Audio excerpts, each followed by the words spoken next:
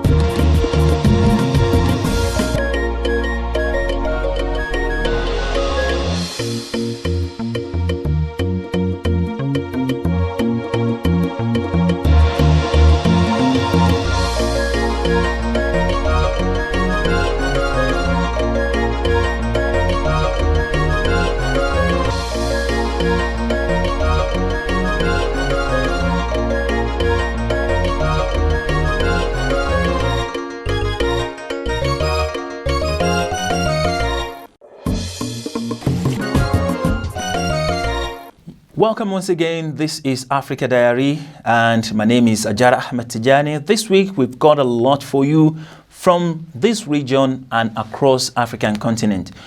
Our train is going to be moving from Somaliland, and we've got a lot of feature stories for you, stories that would definitely inspire you to want to do so much, stories that will want you to say no to any challenge, and you've got to press forward to the success ladder of life. In Somaliland here, Deaf and Dumb received his first bachelor degree. Imagine that. Somaliland universities produce a large number of students each year, but this year is different from the past. One of the graduates is among Fadehi Muhammad Omar, who is deaf and dumb, and received his first bachelor degree of information and technology. So, to find out more about this passionate story, CBA has paid a visit to him, and here is the report. Fadehi Muhammad Omar, he is one of the many students who graduated from the universities of Somaliland this year. But his story is different from the thousands who graduated with him. This 17-year-old is deaf and dumb, who can neither speak nor hear.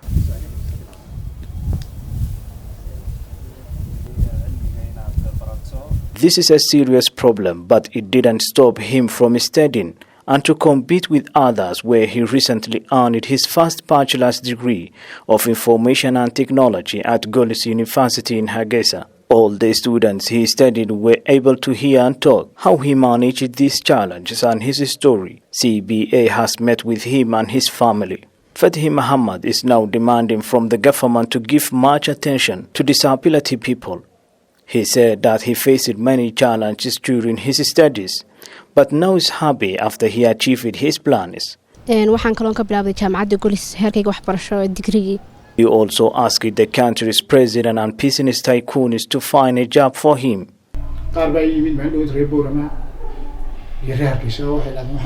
Fathi's parents told us they are in their happiest moment and they believe it, that they seem it impossible for their son to reach to this level.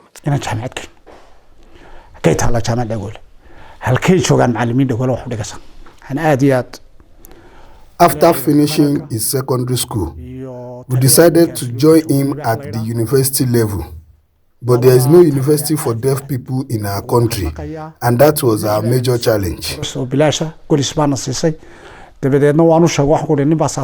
Fathi can be a good example for many who have similar problems with him and challenged them to never give up. Congratulations to Fathi Umar for that wonderful feat. We are still in Somaliland and so much is coming out from this region. I bet you here is yet another inspirational story of a woman who sat for medical entrance examination after giving birth. Oh, you wonder what's the surprise about the story? A Somaliland mother of 7 sits for the medical entrance examination at the University of Hargeisa after giving birth to a child. The mother is strong and healthy. Now, CBA News anchor Hamza Dabjirin has paid a visit to her, and here is the emotional story. Somali women face many challenges in society that have different implications for their lives, including education and decision-making platforms, whether cultural or political. Despite this, there are Somali women who are committed to achieving their goals in the face of these various challenges. Sabaad Muhammad is one of those women. She is a mother of 7 children. It was recently when she applied to the University of Hargeisa for medicine, but faced a difficult challenge. It coincided with the time of her maternity and the time to sit for the entrance exam of the university, and she finally decided to sit for the exams after giving birth. I applied for medicine at the University of Hargeisa.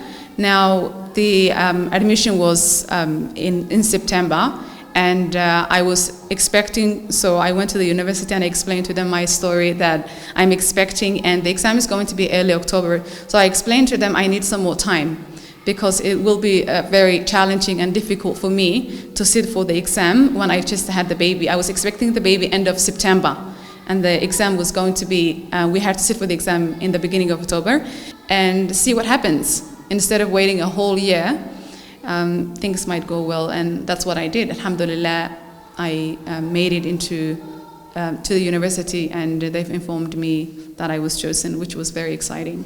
Many Somali women believe that women cannot study or improve themselves when they get married, but Sabaad believes in a different view. And now to Somalia. It is no longer a news that Hirshabeel's president resigned days before his term expires. Of course, the president of Hirshabeel state of Somalia, Mohammed Abdiwari, officially resigned after a tenure of divisiveness and incompetence. This comes a few days before his term of office expires. But now something new is happening in that region as Hirshabeel Parliament elects new speaker. The Parliament of Hirshabeel State of Somalia has elected Muhammad Abdul Hakim Luqman as the new speaker, winning 54 votes out of 90, defeating his rival Muhammad Abdul Hakim Luqman, who is a little-known politician, has been elected as the new Speaker of Hirshabelle State Parliament. He received 54 votes out of 90, defeating his rival, who got 21 votes. It is said that Abdul Hakim received the Somali federal government's support in his election campaign. Somalia government has been winning the regional election, which will have a greater impact in the general election, which is due to take place in early 2021. This week, the regional state unveiled the list of the new regional parliament. The authorities confirmed that the new lawmakers contain 19 new members of parliament who were selected by the traditional elders. Only 6 female members are part of the new regional assembly, where key members of the former parliament are missing. We're still in Somalia region, and this is Africa Diary. Now, a story centers around a woman of valor who is bringing us a whole lot of pride when we're talking about African region. Hello, who am I talking about? Ilhan Umar, who sails to victory winning second time. My destiny, your destiny, and the destiny of workers around the world is linked. And true democracy means self-determination for millions of working people across this country. U.S. Representative Ilhan Omar has won a second term in the Congress Minnesota's 5th Congressional District in Minneapolis, Minnesota.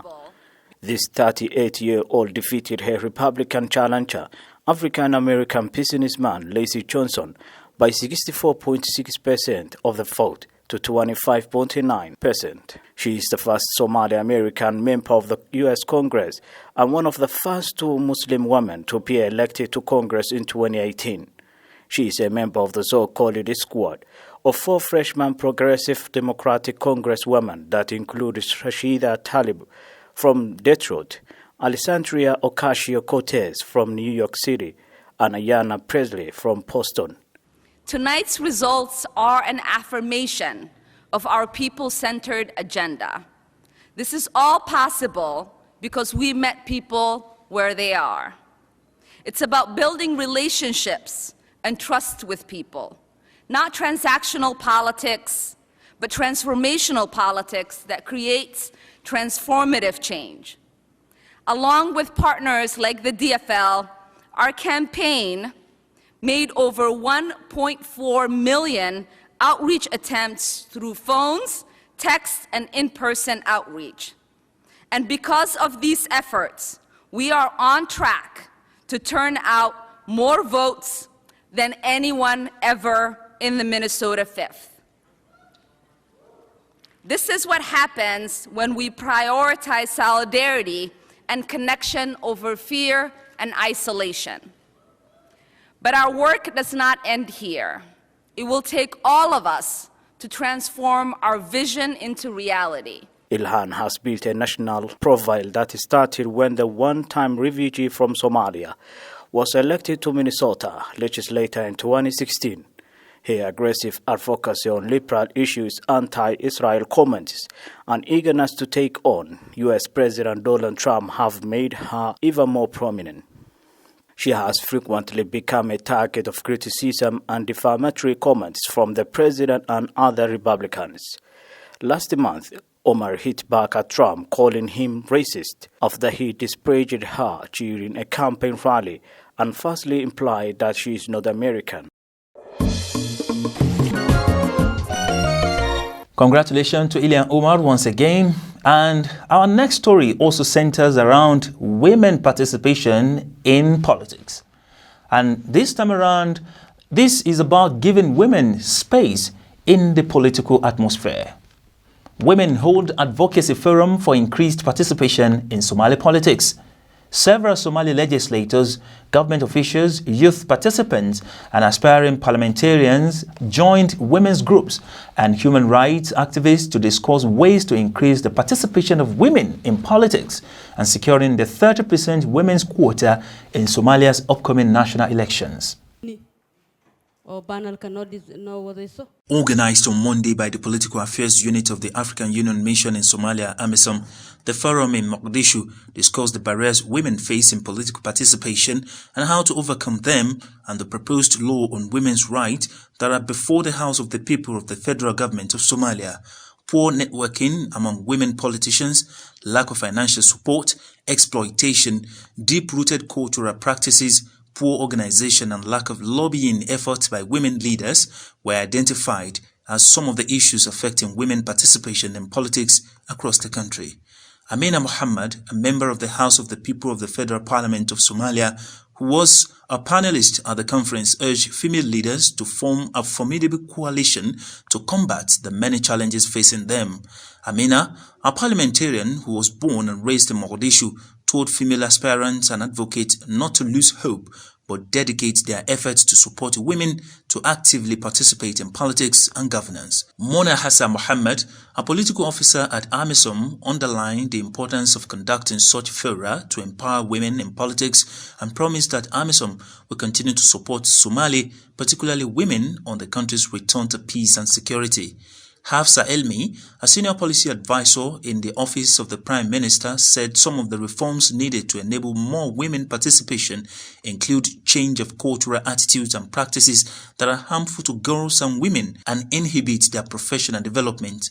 At the end of the meeting, the participants resolved to support female candidates at all levels in the upcoming polls and beyond the 2020-2021 electoral process as a way of changing Somalia's political landscape. Tanzania President Magufuli receives election win certificate as opposition leader arrested over protest. The ruling Chama cha Mapinduzi party candidate, who according to electoral body won 84% of the vote, while rival Tundu Lissu of the Chadema party received 13%, affirmed his win and announced that he has no intention of seeking a third term. After disputed poll, Tanzania's President John Magufuli was sworn in for a second time following his victory in last week's disputed election. Tanzanian President John Magufuli was sworn in on Thursday in Dodoma for a second term after a landslide election victory dismissed by the political opposition as a sham amid their calls for a fresh election and the disbandment of the Electoral Commission over the vote, which they claim was riddled with irregularities. What is important now is that the people start focusing on building the economy of our country. I want to assure you, my fellow Tanzanians, both the oaths I and my vice president took to respect the constitution of our country, we shall make sure we respect and protect it, no matter the cost. Police and army security was tight in light of the still tense and volatile political climate. I'm so excited today. We ask him to continue to help us to improve our infrastructure, the availability of clean water for all, free education for our children coming from low-income families. We expect him to fulfill all those promises he made. We trust him. I think he did well in his first term. He managed to fulfill most of his promises. Few projects are pending. Leaders of Tanzania's two main opposition parties, ACT Wazalendo and Chadema, who refuse to recognize Magufuli's win, have been charged with organizing an unlawful assembly. Schools in Rwanda reopened after 8 months of closure. Many schools in the East African country, Rwanda, reopened after 8 months of closure due to the coronavirus pandemic. School is a place of structure. It's a place of normality, not to mention a place where they see their friends and where they learn from their teachers. So reopening schools really helps children have this normality. Since March 14th in Rwanda, when the first coronavirus case was discovered, it was just a week after, on Sunday, March 21st, when schools immediately closed and students had to return home in order to curb down the spread of the coronavirus. It's been 8 months of the students being home. However, different school levels have been opening for the past few days, so when the announcement was out, the first students to go to school were university students. Primary 4, 5, 6, and high school students in the 3rd, 5th, and 6th grades began classes this Monday. In the morning, the start of classes were marked by long lines at the entrance to the school grounds due to students' temperatures being checked as well as them having to wash their hands. This led to some of the schools having their classes to start later on in the day. The challenge is that someone will be late for school. However, we have already come to terms with this whole process and we hope that someone will be coming, get their temperature checked, then immediately go to class.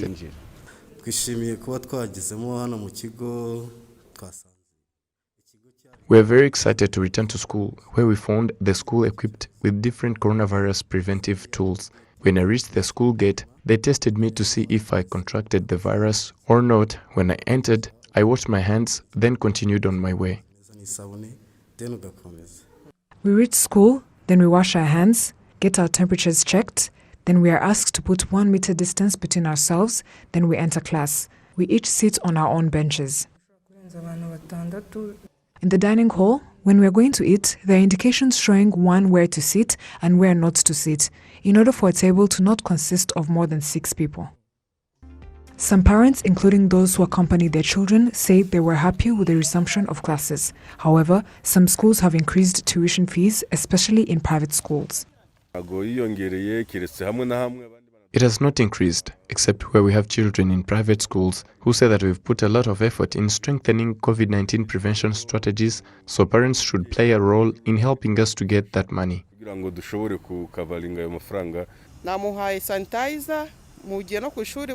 I gave her hand sanitizer, and the schools have places where students can wash their hands, so they really need to abide by the measures that have been set, like the way they abided by them back at home. They will also have to do the same with the rules that they will be given at school. The beginning of the academic year began with students having to wear their face masks, each individual sitting on their own chair, students not being allowed to go for sports activities, and if a student needs to go to the washroom, they need to be escorted by a teacher. Teachers and school administrators say it has taken a lot of effort to give preventive measures and guidelines. They also pointed out that in terms of tuition fees, no school is allowed to increase or decrease. When they go to school, they immediately went to the morning assembly, but today we didn't do anything.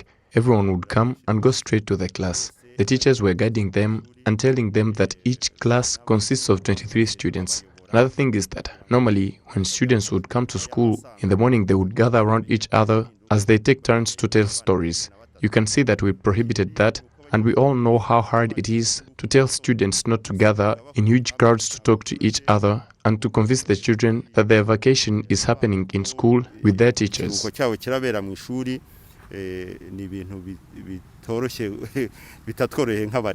students who are in primary came to school when they were in many number, as opposed to those in secondary. In primary, those in attendance were 79%, while in secondary school, they were 55%. So we started calling parents to let them know that school has started and for them to send their children. At the moment, students in a class should not exceed 23, and the list of students in each prospective class is hung at the door. The dining hall shows where students sit and where not to sit on the benches as part of the social distancing measure. Students of other age groups will resume classes on the 22nd of this month in accordance to the level of the pandemic in the country at the time. For Africa to sustain its growth and stability, peace and progress must be sustained. In Ethiopia, so much is going on recently and is really touching hearts. It is our prayer that peace and stability is restored in that region. Ethiopia cabinet recently declared emergency in Tigray region. Ethiopia's cabinet declared it a 6-month state of emergency in the country's northernmost state, Tigray, following escalation of tension. 20+ years defending its people and the country by paying heavy sacrifices with its blood and flesh, has been attacked this evening in Mekele. The Army's Deputy Chief of Staff, General Berano Jula, said the troops were heading north to provide support to the Northern Command headquarters that was attacked by forces loyal to the regional government. Debretsion Gebremichael, head of the Tigrayan state and its ruling party, the TPLF, said the region's troops seized almost all of the weapons at the command. He said the state forces were also engaged in war along Tigray's borders with neighboring state of Amhara. The authorities in Amhara have confirmed clashes at the border areas. Internet and telephone lines have been cut off in Tigray, and it's difficult to understand the magnitude of the clashes.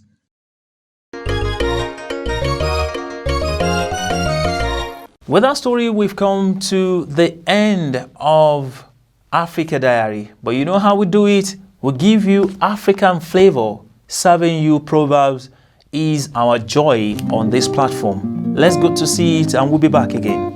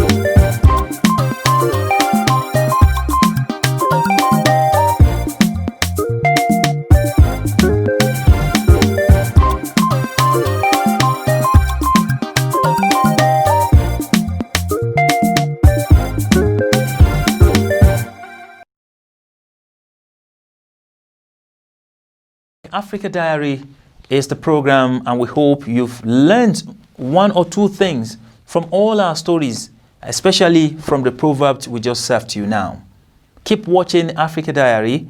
You can subscribe, follow, and comment on the program. If you have any idea, any suggestion, or any comment whatsoever, we'll be glad to receive it. My name remains Ajara Tijani. Stay safe. Bye-bye for now.